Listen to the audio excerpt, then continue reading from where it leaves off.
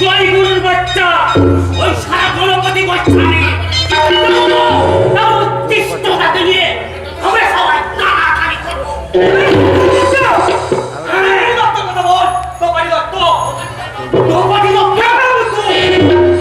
আমাদের প্রতিটা ভগবান ছবিতে আমরা বলি থাকতে বলেছে মেয়েটাকে ডাইরেক্টর কৃষ্ণ আচার্য আজ 3 দিন ধরে তারিখ দিচ্ছে।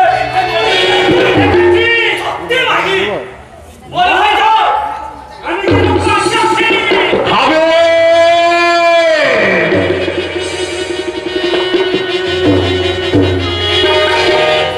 হবে কাজের শেষে সবাইকে আমি একটা একটা করে ভ্যাট 69 এর বোতল তুলে দেবো, তোমরা মৌজ করে খাবে।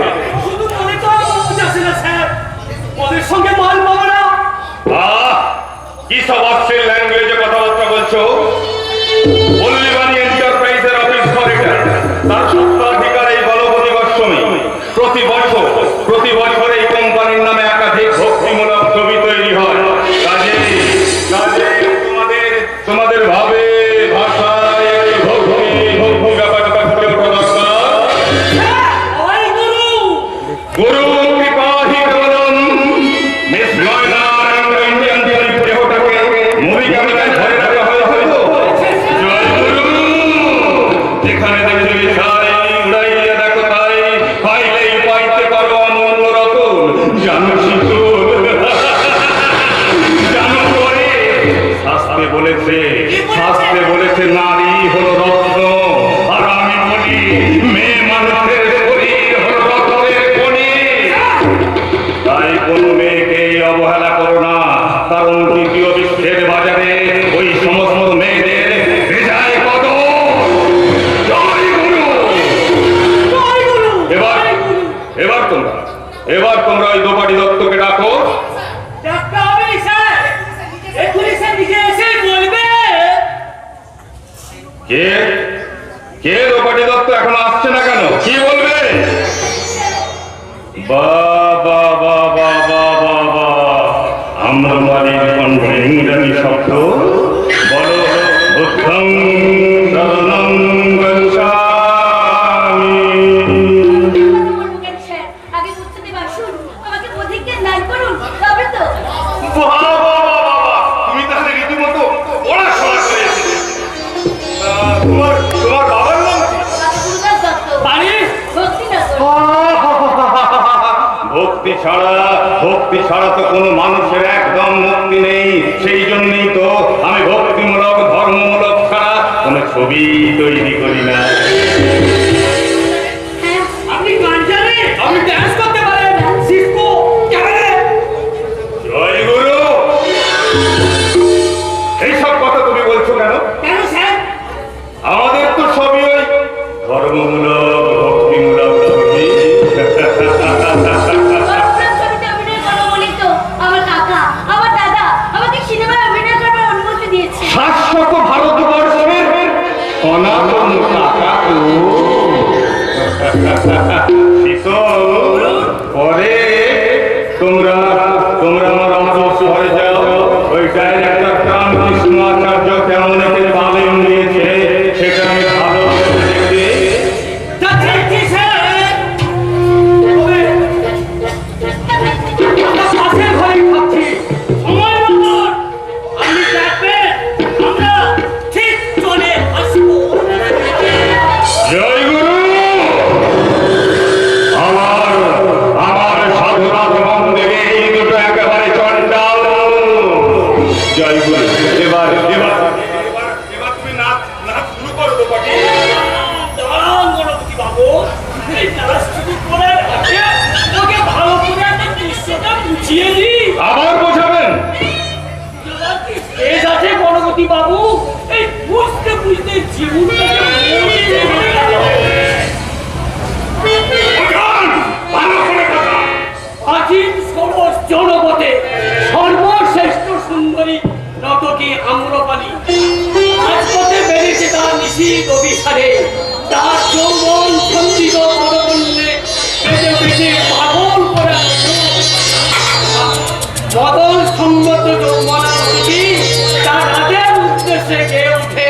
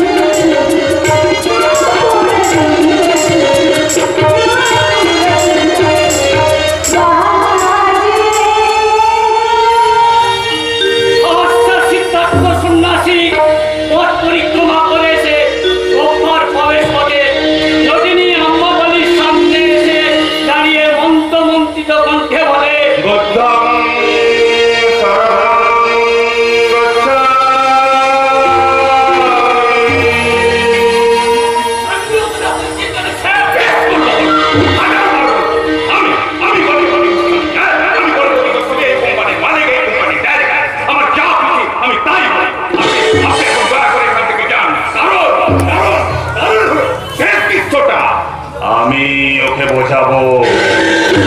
বোঝান, ভালো করে বোঝান, এই পেটে ঠেলে নষ্ট করে দিল।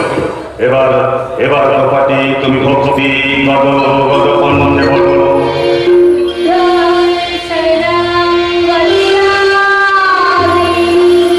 সম্ভম শরণং গচ্ছামি।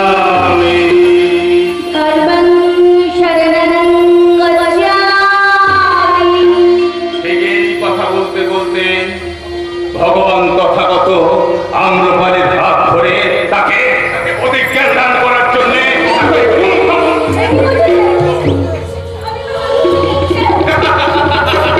তোমাকে এখানে ওই মুখ্য ক্ষমতা নেই, তাই তাই তোমাকে আমি পাশের বাড়ি নিয়ে যাচ্ছি। জয় গুরু। আরে তোমাকে অধিকতত্ত্ব জ্ঞান দান করবো বলে হাত ছাড়িয়ে নিলেও তুমি আমার কাছ থেকে পরিত্রাণ পাবে না। জয় গুরু। এত পরে বুঝলে?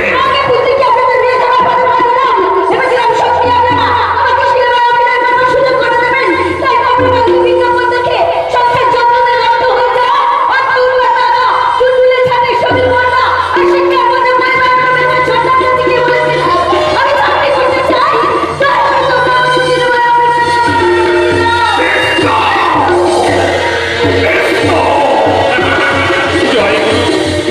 তুমি বাড়ি গিয়ে বলবে, সবাইকে বলবে তুমি পরীক্ষায় একেবারে ইচ্ছার হয়ে একেবারে পাশা করে বলো বলো তোমাকে দত্ত কত টাকা রে?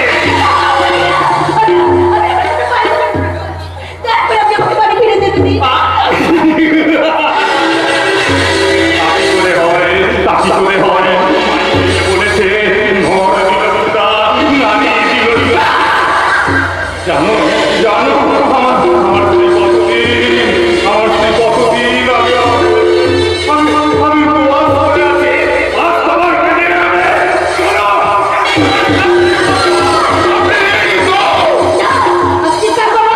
চিৎকার করবে? করো, বড় চিৎকার। কেউ কেউ তোমাকে আর শুনতে পাবে না, কারণ সবাই জানে এটা ধর্মমূলক সেবামূলক প্রতিষ্ঠান। কি বললে? জনগণ জনগণ জনগণ মন অধিনায়ক জয় হে। করো করো, জনগণকে বলো কেউ শুনতে পাবে না, কেউ বিশ্বাস করবে না, কারণ এখানে শুধুমাত্র ধর্মমূলক ছবি তৈরি হয়।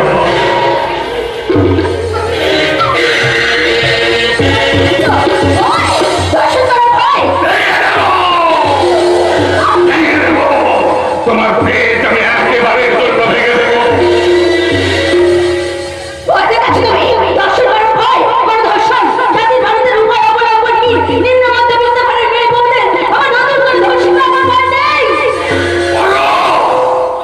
বড় চিৎকার। কেউ কেউ তোমার কথা শুনতে পাবে না। আমি আমি আমার একাধিক কর্মচারী তোমার তোমার দেখে একটা একটা করে বস্ত্র খুলে নেবো। তারপর তোমার উলঙ্গ দেহটাকে নিয়ে আমি খেলা করবো। আমার একাধিক কর্মচারী তোমার তোমার উলঙ্গ ছবি ছবি তুলবে, উলঙ্গ দেখে ছবি তুলবে। তারপর তুমি নিজের জীবন দেখে তুমি চিৎকার করবে।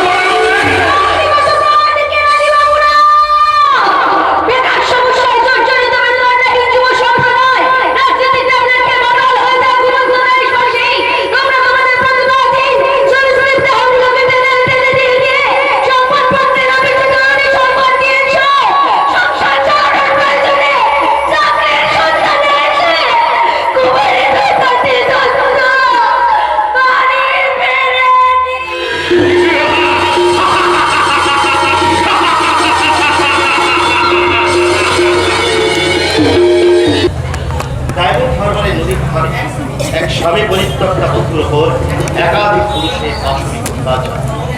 শহরের এক কুখ্যাত এলাকা রেড করে পুলিশ উদ্ধার করেছে দেশি বিদেশি বহু আগ্নেয়াস্ত্র, হেরোইন এবং বেশ কিছু লম্ব নরনারী গ্রুপকে। চাকরির ইন্টারভিউ দিতে গিয়ে অষ্টাদশী নয়না সেনগুপ্ত বাড়ি ফিরে। এই যে শুনছো, শোনো, আমার বোন স্কুল থেকে বাড়ি ফিরেছে পার্বতী। কিছুক্ষণ আগে বাড়ি ফিরেছে। ফিরেছে? নিশ্চিন্ত, অন্তত আজ আমার বোন বাড়ি ফিরেছে। আচ্ছা আচ্ছা পার্বতী, ওই বড় রাস্তার মোড়ে চায়ের দোকানের ছেলেগুলো ওকে দেখে শেষ দেয় কিনা জানো? আমি জানি না। টিফিনের সময় সহপাঠী বন্ধুরা ওকে আইসক্রিম, ফুচকা কিংবা ভেলপুরি খাওয়াতে চায় কিনা জানো? তুমি কি যাকে বলছো মানে তো? কবি সুকান্তের একটা কবিতায় লেখা আছে, বিপজ্জনক 18 বছর বয়স যেন একটা ভয়ঙ্কর ভাব। 18 বছর বয়স শুধু ভাঙতেই চায়। তাই 18 বছর বয়স থেকেই ওই সমস্ত ছেলে মেয়েদের দিকে ওদের নজর বেশি। তুমি কাদের কথা বলছো? যারা অন্তত দুবার 18 পেরিয়ে গেছে, যারা 3 বার 18 অতিক্রম করে 54 কোঠায় পা দিয়ে চুলে কলপ লাগিয়ে নতুন করে যুবক সাজছে, এক রাত যৌবনকে নিয়ে যারা মিছিলে মিটিং এ স্লোগান দেওয়াচ্ছে, আর যারা ইয়াং জেনারেশনকে মস্তান তৈরি করে দোবাড়ি দপ্তরের বাড়ি ফেরা বন্ধ করে দিয়েছে, আমি সেই সব 472 দলের কথাই বলছি। তারাই আজ বিদেশাদের শত্রু। তোমার 18 বছরের বোনটি কাল থেকে মাথায় ঘোমটা দিয়ে স্কুলে যাবে নাকি? বেনি দুলিয়ে চোখে কাজল দিয়ে ময়ূরীর মতো নাচতে নাচতে গেলে আবার খবরের কাগজে লেখা হবে, কুমারী বিদিশা মুখার্জি স্কুল থেকে বাড়ি ফিরে গেছে। পাগল হয়ে গেছো?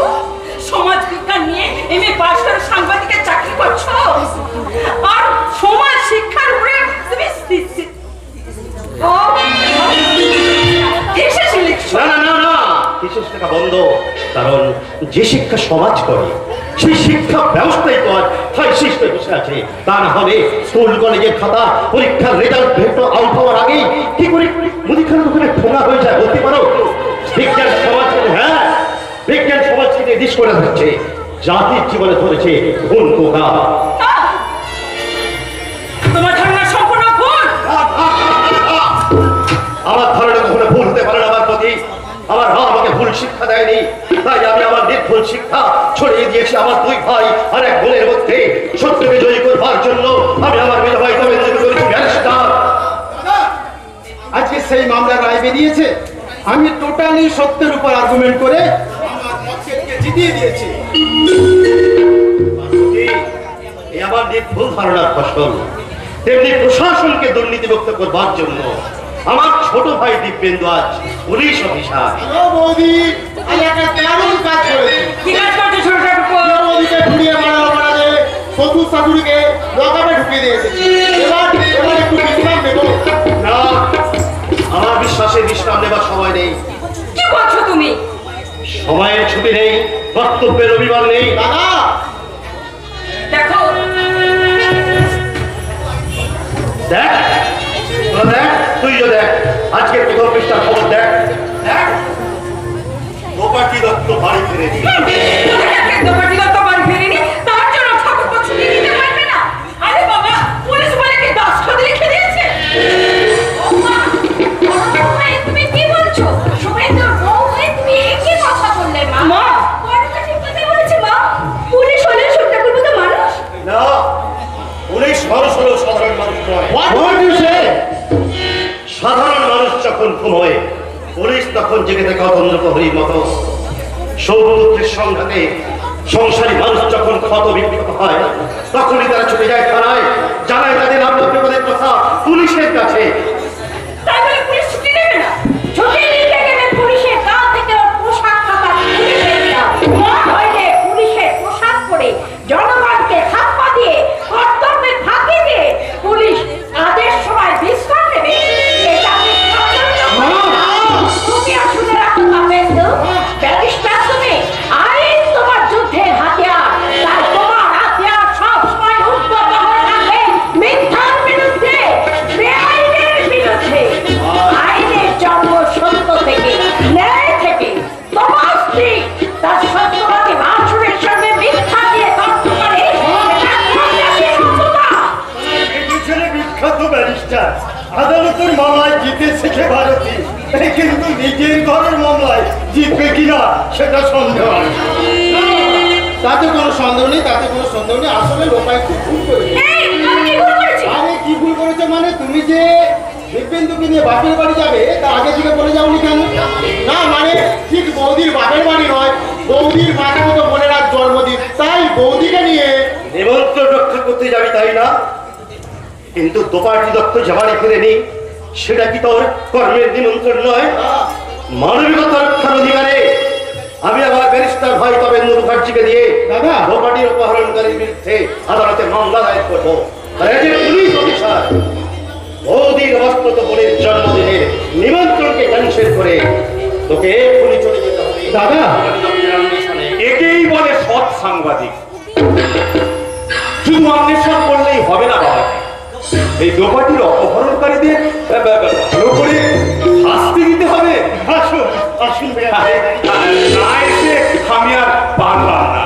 আসলে এই দুর্ঘটনাটা ঘটেছে আমারই এলাকায়, তাই যাতে প্রতিকার করা যায় সেই ব্যবস্থাটাই করতে এলাম।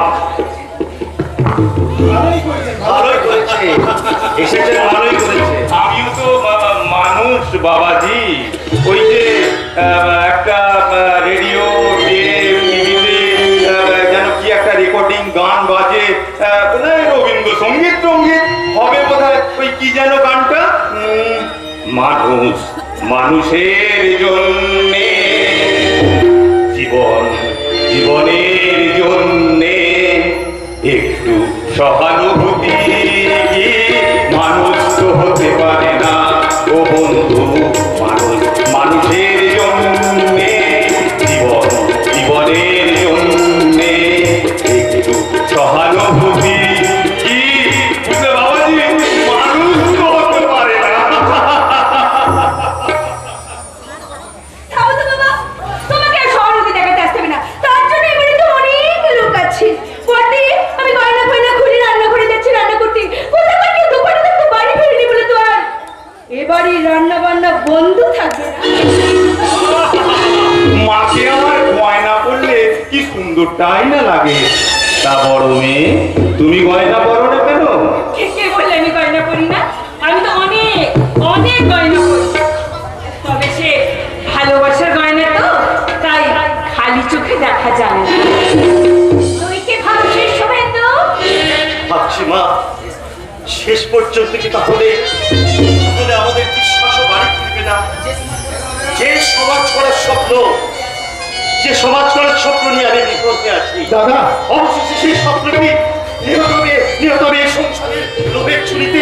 না, তা হতো না যদি ওই বড়মতি গোস্বামীর মেয়ের সঙ্গে আমার মেজ ছেলের বিয়ে না হতো।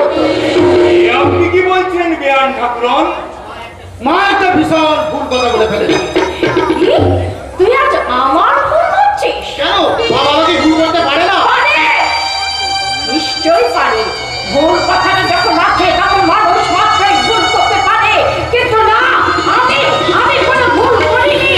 ও মাঝে মাঝে তোর বাবাকে হাত ধরে ওই ভুল পথে টেনে নিয়ে গেছে, কিন্তু আমি জানতে পারা মাত্রই তার হাত ধরে জোর করে টেনে নিয়ে এসে দাঁড় করিয়েছি সত্যের সীমানায়। তা যদি না করতাম, আইনে পড়ে তুই আজ এত বড় ব্যারিস্টার হতে পারতিস না। আর তুইও এত সহজে পুলিশের চাকরিটা পেতিস না। সত্য সত্য আমার জীবনের ব্রত, আর আমার সত্যের একমাত্র সূর্য হলো আমার এই বড় ছেলে শুভেন্দু, আমার 7 টাকার সন্তান, আমার 7 টাকার সন্তান, আমার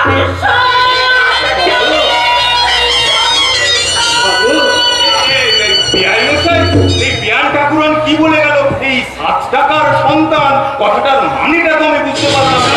মশাই, হ্যাঁ। আশ্চর্য আমার কিছু নয়। শুভেন্দু জন্মাবার আগে আচ্ছা, আমার দুটো ছেলে নষ্ট হয়ে যায়, তাই দেখে আমাদের কুলপুরোহিত বলেছিলেন এবার ছেলে হলে তাই মায়ের কোলে তুলে দিয়ে তাকে 7 টাকা দিয়ে কিনে নিতে হবে। তারপর শুভেন্দু হলো, আমরা ওকে 7 টাকা দাম দিয়ে কিনে নিয়েছিলাম। তাই তো ও আমাদের সত্য সাধারণ সত্য 7 টাকার সন্তান, 7 টাকা।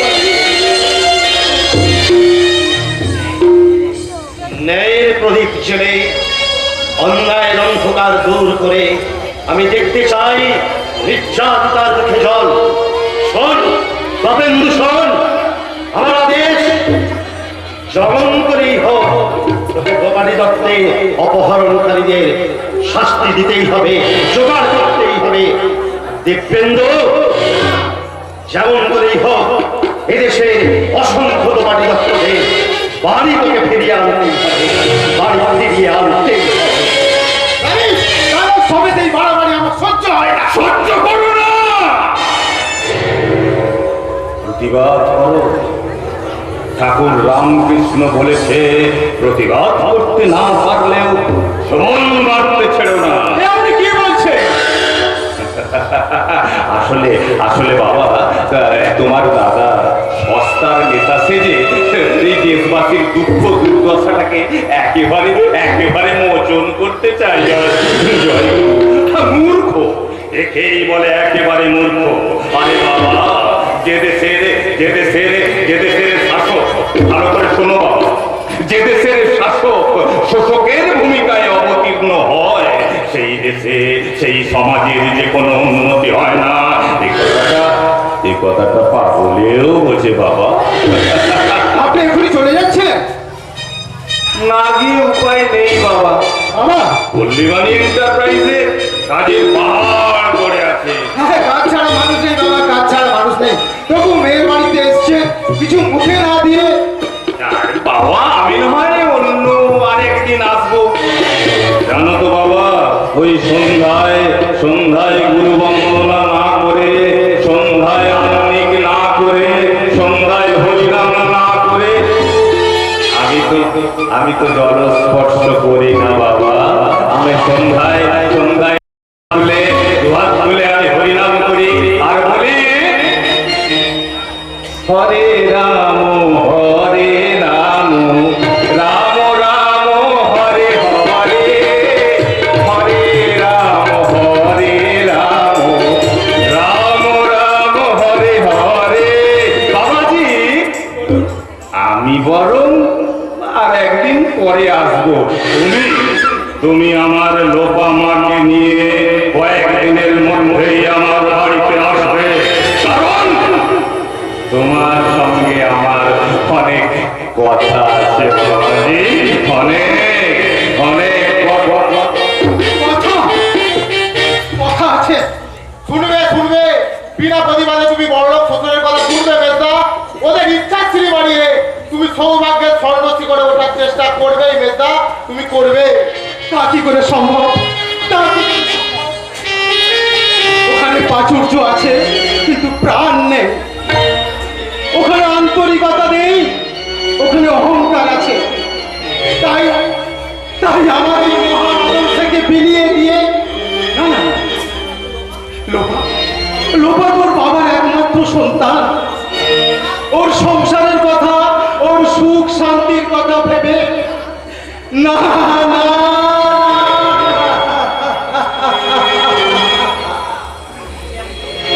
কি আশায় বাঁধি খেলা ঘর, বেদনায় বালু চরে,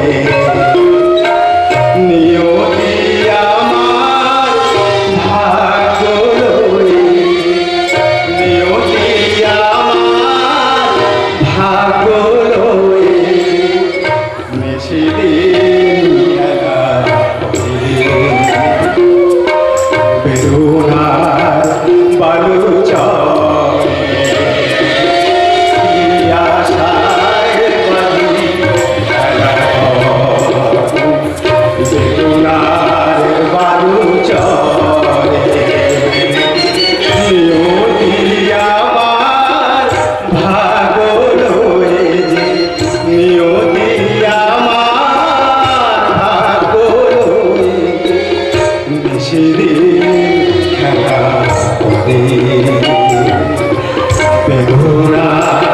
বালু চরে, কি আশায় বাঁধি খেলা ঘর,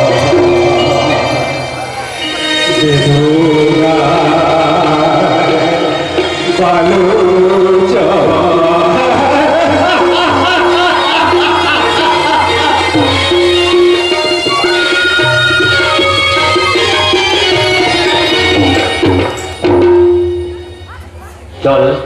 তাড়াতাড়ি কর, ভোর রাতের শপথ ধরা আদুরে ভক্ত করে আর বাদ ফিরতে হবে না। উঠে পর গা ঝাড়া দিয়ে বাজ বাছাই না করে হাতের সামনে যা পাস তাই দিয়ে পোটলা পুতলে বেঁধে নে হুট করে বেরিয়ে পড়। ভূষণ পাল ওটা পরিবার তাকে ঝড়ের মতো নাড়া দিলে কত দূর দিগন্তের পথ, এখান থেকে নৌকা করে স্টিমার ঘাট, সেখান থেকে রেল স্টেশন। কি মজা, আজ প্রথম ট্রেনে চাপবে। ট্রেনে করেছে পোস্ট, সেখান থেকে পায়ে হেঁটে পায়ে হেঁটে পায়ে হেঁটে ছেলেটা ভক্তকে জিজ্ঞাসা করলো, সেখান থেকে কোথায় বাবা? আমাদের নিজের দেশে ছায়া ঢাকা পুকুর ধারে যে জল গাছে পাখিরা চেনা গলায় মিছিল করে উঠলো, বললো আমাদের ছেলে যাবে কোথায়? আমরা তোমার কত জন্মের বন্ধু, এই জন্মের কেউ নই, সজল নই। তাড়াতাড়ি করো, তাড়াতাড়ি করো, আমি নাই গোবর ছড়া দিতে হবে না, লেপতে হবে না, বইতে গিয়ে গরু দিতে হবে না, মাটিকে বেঁধে রাখতে হবে না। ছেড়ে দাও যদি আপনি চলে যান, আমাদের কিন্তু আমরা যাচ্ছি কোথায় জানি না। ভারতবর্ষ, অভিশপ্ত ভারতবর্ষ, এখন শুধু সেই চলেছে।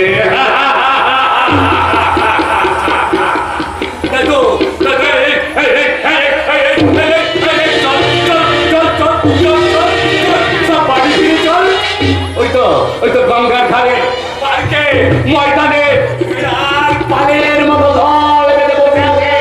হাজার হাজার যুবক যুবতী। কোথাও তিনটে মেয়ে একটা ছেলে, কোথাও চারটে ছেলে একটা মেয়ে, কোথাও তরুণীর সঙ্গে আবৃত। তোমরা বোধ হয় বাড়ি থেকে পালিয়ে এসেছ।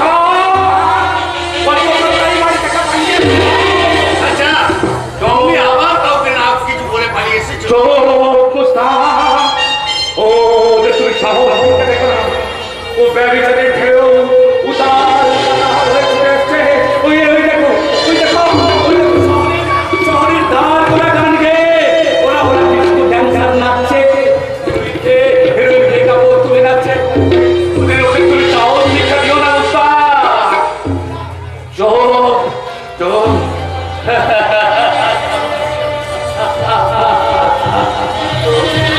ওদের তুমি সাহস ভক্কা দিও না বুঝত। কি গো কেন তোমরা ভয় বাড়ি ছেড়ে পালিয়ে এসেছো? কিসের ভয়ে? বেকার যন্ত্রণার জুজু, চাকরিতে প্রমোশন না পাওয়ার জুজু, ডবল পেমেন্ট পথ হারানোর জুজু। তোমাদের রক্ষা করে না। ওদিকে নানা প্রথমের বংশ ধরে না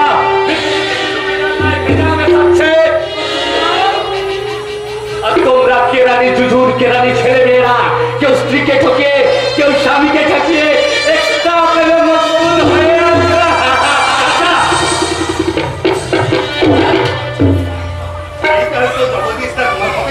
না আমাকে কিন্তু সারা ভারতবর্ষের কথা ভাবতে হবে। এই স্বাধীন ভারতবর্ষের জমিতে আমি ভেড়া চালাতে এসেছে। শুদ্ধ ভাষায় যাকে বলে বেশ ভালো। ওই তো একদম ভেড়া চোখ বুঝে ঝিমোচ্ছে। তোমরা কোথাকার ভেড়া গো? কি বললে? তোমরা ভেড়া নাও, তোমরা মানুষ। তোমরা পশ্চিম পূর্ব পাকিস্তান থেকে, আসাম থেকে, পশ্চিম পাঞ্জাব সিংহল থেকে জান মান নিয়ে চলে এসেছো। 7 পুরুষের ভিটে 14 পুরুষের স্মৃতি সব ফেলে চলে এসেছো। অথচ যারা তোমাকে ভেড়া বানিয়েছে তাদের বিরুদ্ধে প্রতিবাদ করতে পারেনি। দাঁড়াও আমি কথা দিদিকে ডেকে আনি, দিনেশকে ডেকে আনি, অন্তরকে ডেকে আনি, অভিরামকে ডেকে আনি।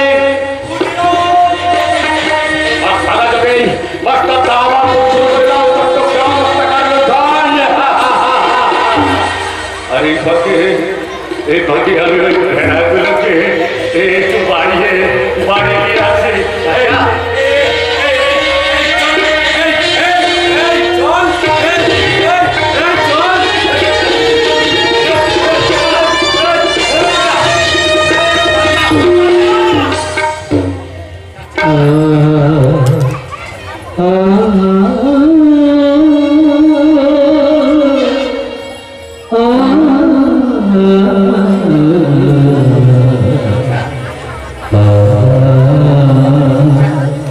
ভারতবর্ষ ভারতবর্ষে এই গাধা গায়ে দিয়ে ইংরেজরা 200 বছর মদ খেয়েছিল। ইংরেজরা 200 বছর মদ খেয়েছিল। নেতাজি সুভাষ বোস সেই বদলে বোতল ভাঙতে গড়িয়ে দেওয়ার জন্য খেলতে কলকাতা আসছিল, সাইরেন বাজছিল।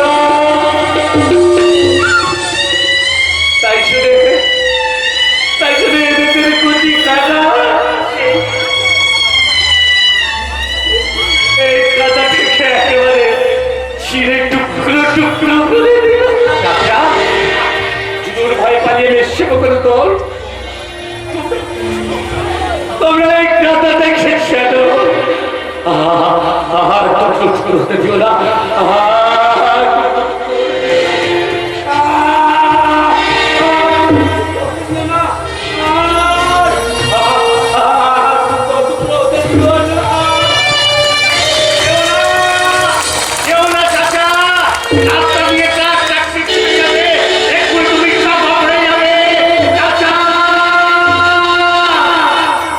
এই থেকে দাঁড়িয়ে পা দুটো যন্ত্রণা হচ্ছে, কিন্তু আমার হৃদয়ের যন্ত্রণা তো আমি কাউকে বলতে পারছি না। জগদীশ দা ফিরলো না, আজও বোধ হয় দোকানি বাড়ি ফিরলো না। দোকানি কি আর সত্যি কোনোদিন বাড়ি ফিরবে না? আমি কিছু জানি না ভাই, আমি কিচ্ছু জানি না।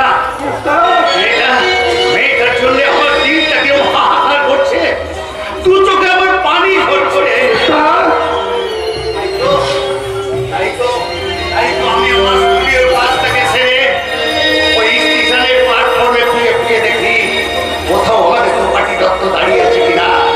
যখন তাকে দেখতে না পাই তখন আমি ওই কামরার এক কোণে বসে মনের দুঃখ দিয়ে গান গাই।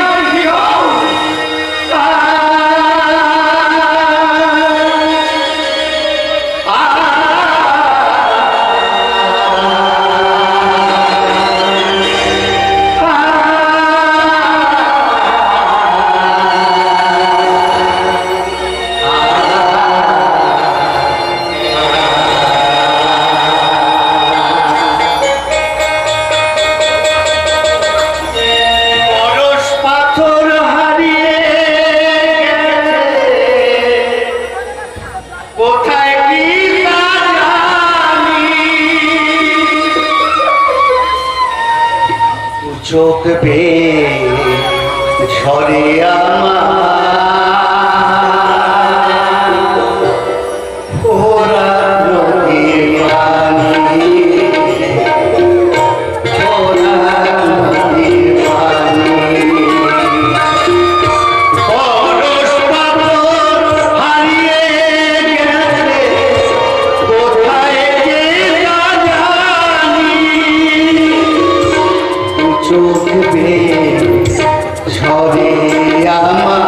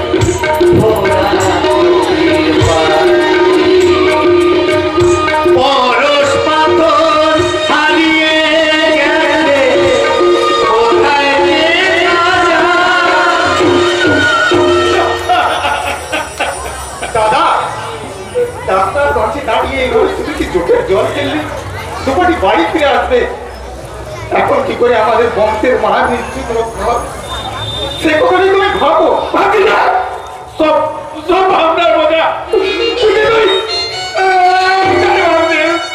তোমাকে আত্মমর্যাদা বংশের হারানোর ভয় বুঝি আমার নেই। তোমাকে তোমাকে তো আমার মন ছিল না, ছিল আমার শত্রু।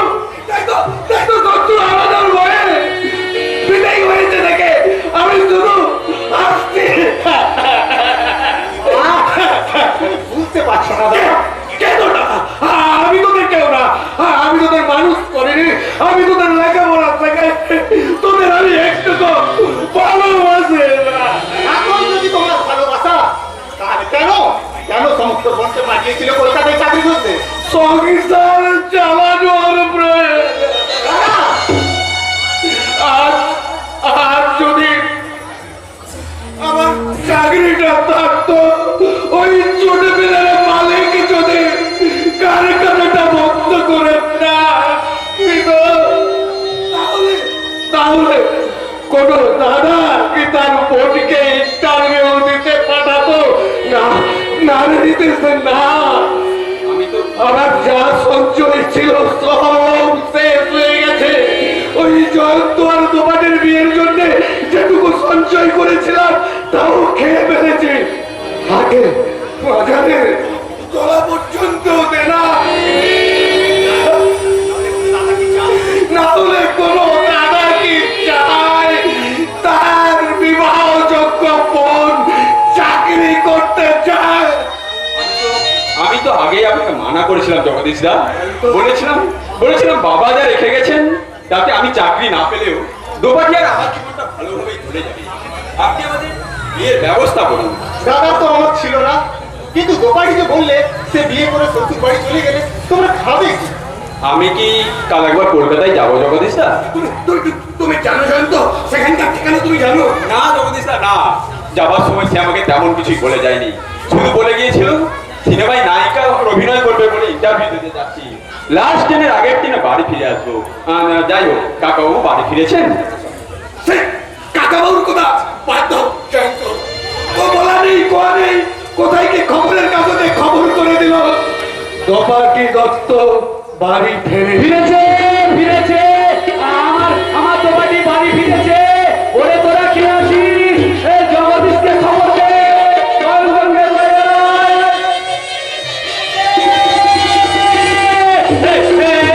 এই যে তোমরা সব এখানে শোনো।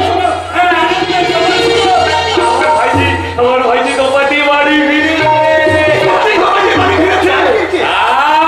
ফিরবে না। আমরা আইন স্বাধীনতার সংগ্রামীরা হুঙ্কার দিয়ে বলেছিলাম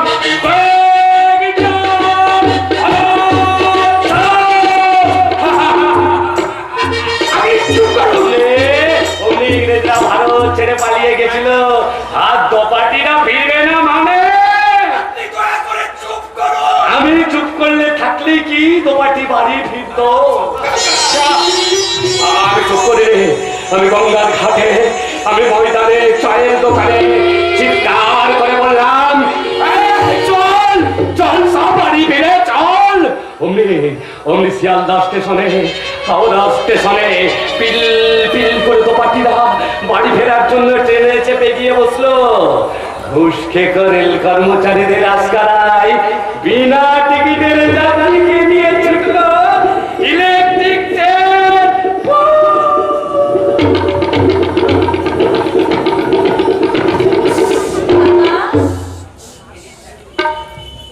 ট্রেনের চাকা থেমে গেল, ট্রেন ছেড়ে গাড়ি থেকে নেমে ফেললো ভক্তিনগর স্টেশনে। এই স্বাধীনতা সংগ্রামে একমাত্র পরাধীন বাইরে কুমারী দোপাটি দত্ত। আগুনের পরশমণি ছোঁয়াও প্রাণে, এ জীবন পূর্ণ করো, এ জীবন পূর্ণ করো, এ জীবন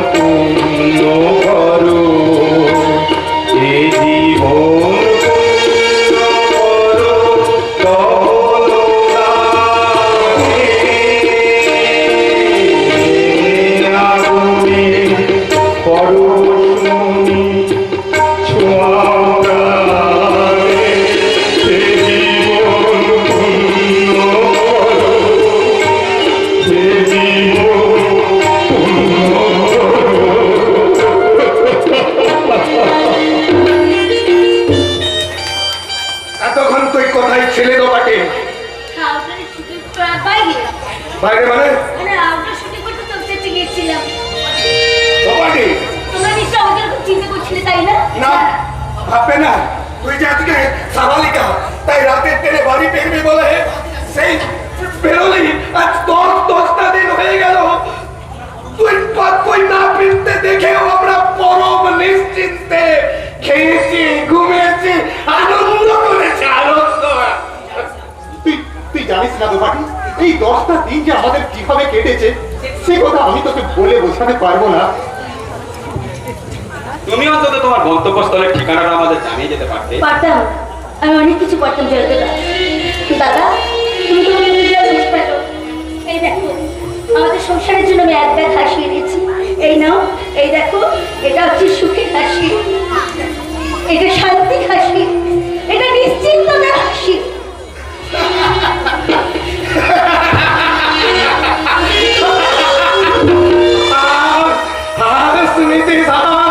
আমাদের আজ থেকে সব দুঃখের অবসান হতে চলেছে। তাই তো তোমাকে নায়িকা হয়ে প্রথম শুটিং এই নিয়ে এসেছে আমাদের জন্য ব্যাগ ভর্তি টাকা।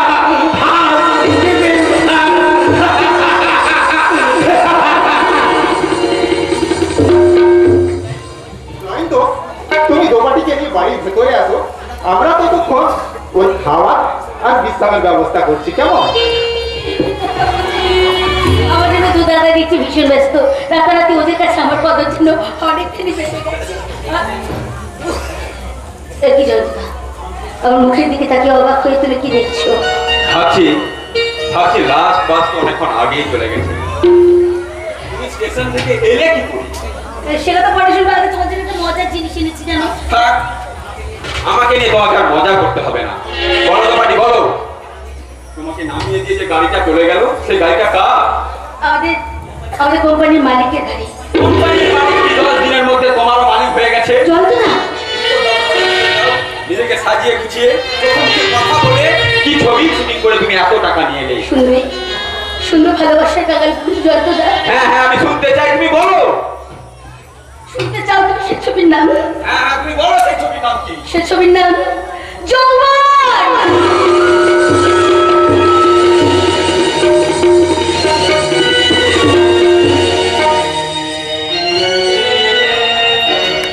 প্রেম পড়ে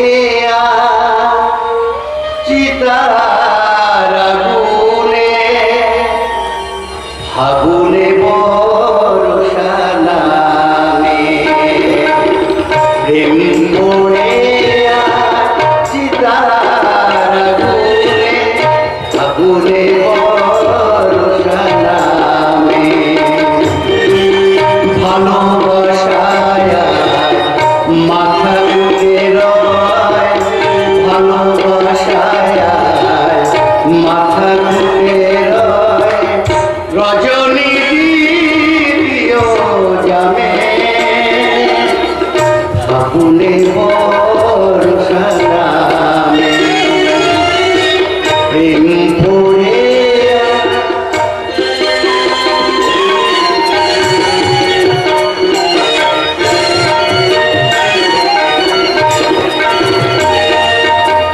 বিষাদ সিন্ধু আছাড়িয়া পড়ে স্মৃতির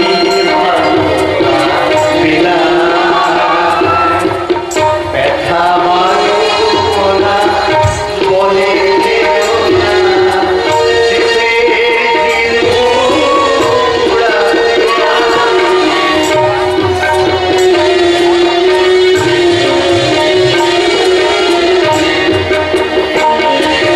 বিষাদ সিন্ধু আছাড়িয়া পড়ে সুখের বালুকা বেলা।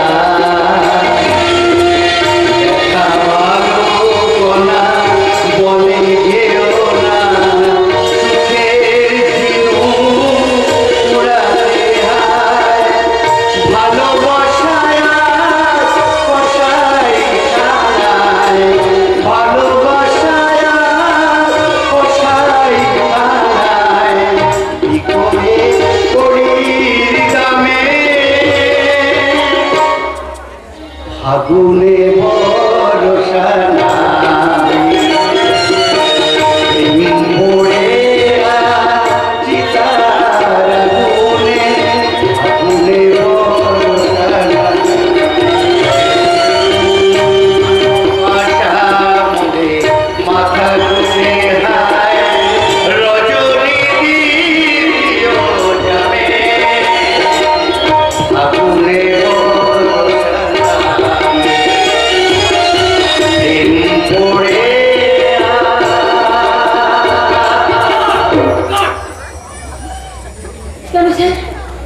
হ্যাঁ মনিকা কোথাও মনিকা মনিকা কি হলো ডাইরেক্টর সাহেব তার শুটিং বন্ধ করলেন কেন? আরে এই ডান্স সঙ্গীতা আরে কলকাতার দিয়ে ডান্স কম্পোজ করলে কিছু করবে স্যার খুলবে হবে কি হবে স্যার কি হবে বলে এই ডাক সাইডে গান কৃষ্ণ আচার্য হচ্ছে এই স্টুডিও করে শুটিং বন্ধ হয়ে যাবে আরে ইম্পসিবল শোনো আরে শট দেবার আগে আমি একবার গিয়ে সাল দিয়ে দিচ্ছি গানের সুরটা ঠিক ভালো হয়নি গানটা ঠিক কাঁদুনে কাঁদুনে আপনি যদি বলেন আমি একটা ভালো আইডিয়া দিতে পারি আরে নিশ্চয়ই দেবে হ্যাঁ হ্যাঁ বলো শুনলে আমি বলে দেবো ওই চলবে কি না চলবে হ্যাঁ তবে একটা কথা বলুন ওই ক্যালকাটার সঙ্গে বোম্বেকে তুমি মিক্সচার করে দিতে হবে সেটা আমার কি আরে দেখে চিনতে পারছো না আমার এই দিকটা ক্যালকাটা আর আমার এই দিকটা বোম্বে এই দেখো না এই কেমন এই গানের সঙ্গে এই কম্পোজ করি শীতল বালু ছাড়বো তুলে নে উঠো তুলে নে চৌমন পড়ে আছে রাস্তায় আরে বাহ বাহ